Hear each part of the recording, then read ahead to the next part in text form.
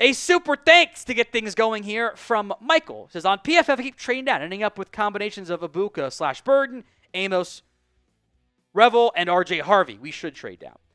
In general, always be a little bit worried like the Sims, because there is a tendency of a pattern there that might not always result. But I think this is somewhat realistic. Secondary wide receiver tier, corner in round 2, back in round 3, I think is very realistic.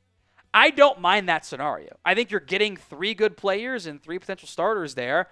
I like the idea in general of a trade down. Now, this came in via Super Thanks. It's a feature here on YouTube. Allows you to donate outside of live videos. Click the thanks icon, edit your message, send in whatever. We appreciate your support here. We'll always give you a shout out on the Super Thanks side. William Cook.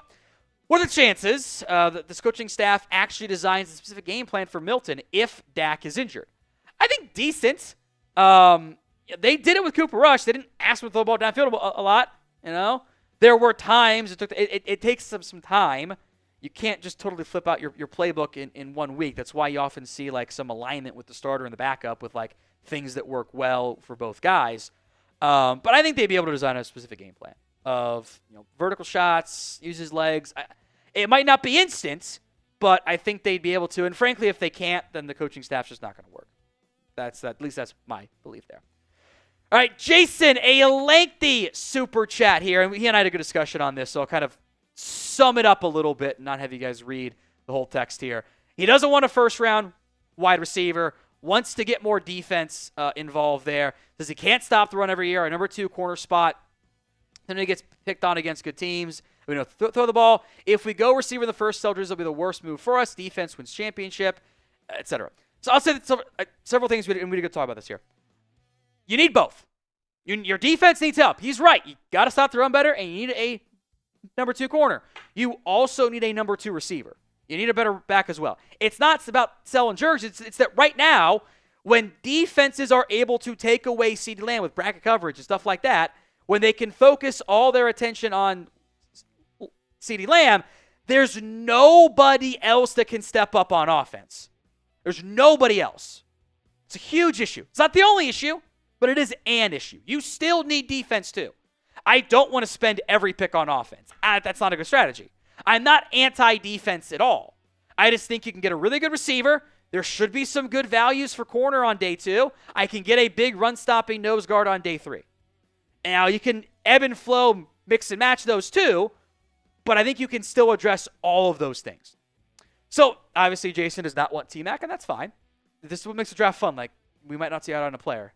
So one of us will be right, one of us will be wrong, and it'll change each time. Who do you not want to draft, though, in round 1? Let me know in the comment section of today's show. It's the pinned comment, by the way, so be a hater. Drop that name for me at the pinned comment.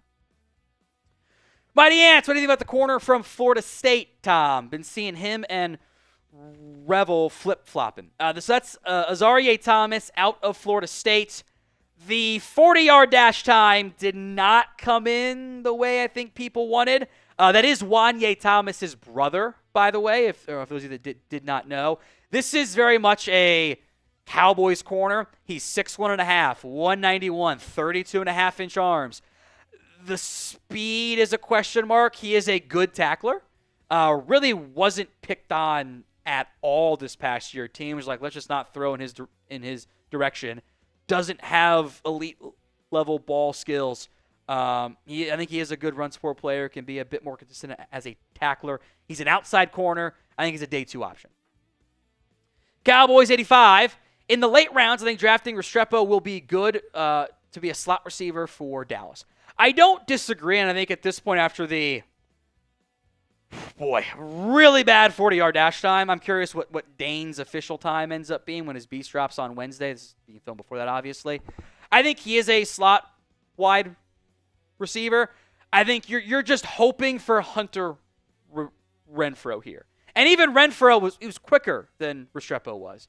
But he is a good football player. And I don't want that to get overlooked. I think sometimes that happens that we get too caught up in the measurables. He can be a slot. The biggest issue I have with Dallas is I want to utilize Lamb in the slot some. And I think Restrepo offers zero outside flexibility. So a pure slot might not be what they're looking for. But on day 3, I think that is by no means a bad pick either. So outside of round 1, name a non-first round pick you want the Cowboys to get. Drop that player name for me in the comments of today's show. Steve-O, another impactful receiver and running back, all in on putting up points. I think you're right. Those are two of your biggest needs. You have to get a receiver too. You need a real lead, or at least a rotation explosive back, because I don't know if you have much explosion right now in that backfield. You need some guys that can create for themselves. I feel like there's one player right now on your roster that does that, and his name is CeeDee Lamb. And not even really Turpin. Turpin just is a gadgety guy. He can do some stuff more horizontal, but not so much vertical. Robert Griffin. Doesn't look like he's the QB there. What players did the Cowboys get in the draft that we as fans would not expect? I mean, we've talked about, I think, some of their main targets. I think it's like somebody surprising slides. Like, you didn't anticipate one of the linemen being there for you in round 1, offense or defensive line. There's an injury concern guy that falls to you in round 2, and the Cowboys jump all over it. Or Walter Nolan slides way down in the second, and they just go, we have to do it. I think if they don't go receiver in round 1, I think that day 2 pool's pretty wide and kind of expands a pretty good amount as a result. So there's the 30 visits are normally good indications. So keep an eye on that for maybe a guy we didn't expect would does visit and then becomes an option. Today's show is made possible by Game Time. Game Time makes getting tickets even faster and easier. Prices in the Game Time app actually go down the closer it gets to the first pitch. You want to go to a Rangers game, see a team win, or whatever nearby MLB team you have if you're not based in Dallas.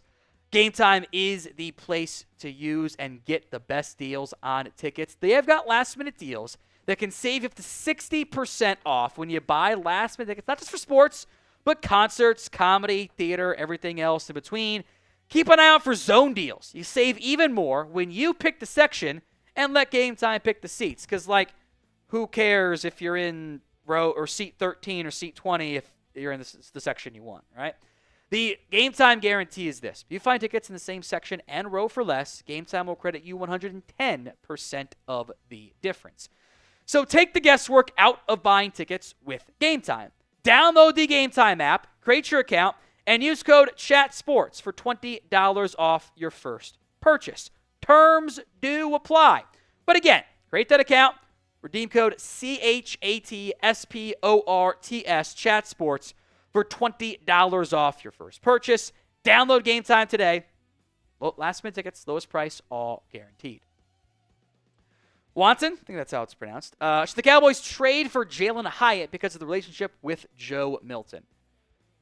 I mean, if you want, I guess. I also, I'm not really worried about trading for a receiver because he played with my backup QB. Hyatt's got 2 years left on his contract. Milton's got 3. The timing might not work out at all. And Hyatt hasn't been good in the NFL. He had 62 catches last season. Shit, he might get cut after the preseason. So I'm probably, if I am desperate for speed, sure. But I don't know if that's where this team is at in the wide receiver room. Dwayne Jackson. What are the chances Zach Martin gets in the next Hall of Fame class, 2023, 2022, on the first ballot? I think he's got a shot to be a first ballot Hall of Famer. I think he should be. The position he plays might bring it down, but there are not many better guards, period. There was not a better guard in this generation, and there were not many better offensive linemen in this generation that were better than Zach Martin. So it is a question of when, not if he gets in. I think he should be a first ballot too. From Connor, do you want the quarterbacks to go early? I think it means or, have them slide. I am of the belief that you want the corners to go early. The ideal scenario, I think it's unlikely, but it's the draft and it's a weird class. Stuff happens. I think you want 3 QBs gone in the first 11 picks. I think you want Cam Ward's going to go number 1. That the Titans essentially announced it when they scrapped their visit with Shedeur Sanders. You want Shedeur to go 2 or 3, and you want Jackson Dart, whether it's trade up or whatever, to go top 11 as well. Because that is going to push down somebody good.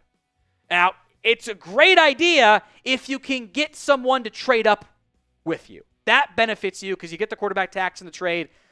Maybe you get a future 1 out of it somehow. If somebody doesn't slide down, but if no one wants to come up as the quarterback slide, all that did was take away a good player from your board. So I want those quarterbacks to go early. How many QBs go in round 1 before the Cowboys are on the clock? Get those predictions in for me in the comments section of today's show. Anthony Engel, Shiloh Sanders at safety, and T-Mac going before pick 12. I think there is a real chance Tedero McMillan is off the board at pick 12. The team sounds to me, he's not going to the Patriots. I don't think the Raiders take him at 6. I don't think the Jets take him at 7. I think the Saints at 9, Carolina at 8 are kind of like the 2 spots I've got circled of like maybe. Vibe I get is Carolina's probably going to go defense. Again, it's also April. You got to kind of try to filter through the BS and not BS, and sometimes it's real, sometimes it's not. But Saints with McMillan at 9 stand out to me. I don't think the Niners would. I don't think the Bears would. So he may or may not go. I do think Gentry's gone, by the way. And then Shiloh Sanders, look, I don't know if he gets drafted, frankly. He was not great in Colorado. He gets a shot in the NFL. And I think if he's an undrafted free agent, it's Dallas, which makes a lot of sense because it's Sanders in Dallas. And, oh, by the way, he has to play a lot in the preseason, so that's actually beneficial for him, or wherever Shedeur gets drafted. I feel like those are like 70% outcome possibilities to those 2 teams. From Jeremy Sanchez, if we double up on running back, who should we want? I think you're looking for different archetypes then. Like, it depends on, like, who do you take early, who do you take late, right?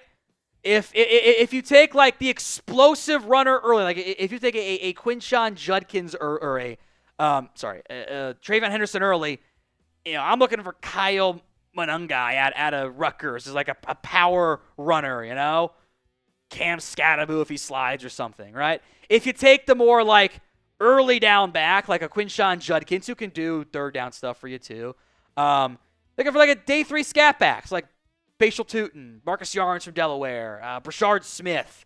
Like, I think you're looking for different archetypes of like speed guy, more power guy. The nice part is there's a lot of all of those guys throughout this draft. So you can find them in different rounds on a pretty consistent basis. So are you a Cowboys fan? I would assume most of you watching are. So show it. Sub right now for free. Skeptical fans, we get a DT in the 3rd round. I am open to it. Who's there? Right? A lot of this stuff comes down to, like, what players are available. Like, does Alfred Collins fall to round 3, in which case I'm like, let's do it. I'm in. Does Jamari Caldwell fall to the 5? Like, or all the DTs gone and it's a bunch of 3 techniques available? If that's the case, like, maybe it's not as you like. Like, if you get to the 3rd round and, like, Phillips is gone and it's, like, Elijah Roberts and TJ Sanders and Omar Norman Lott, it's like, hey, maybe this isn't what we're searching for. But if one of the big guys falls, yeah. I mean, how can you not have interest at that point? Brendan, why do you want Alexander so much? He is a head case. I am open to Jaire Alexander because he's good at football. What you are referencing is a valid concern. Those are things you have to vet. And is probably a factor in why he has not been traded. But I have a big hole right now at corner. Alexander might end up being available. If he gets cut, he's probably affordable. It's probably then a low-risk 1-year contract where I am not as concerned about paying him 3 years, $50 million and having him get hurt and be an insane person again. I need a little bit of insanity at corner to like have the right mindset. I can probably ramp that back for the short term.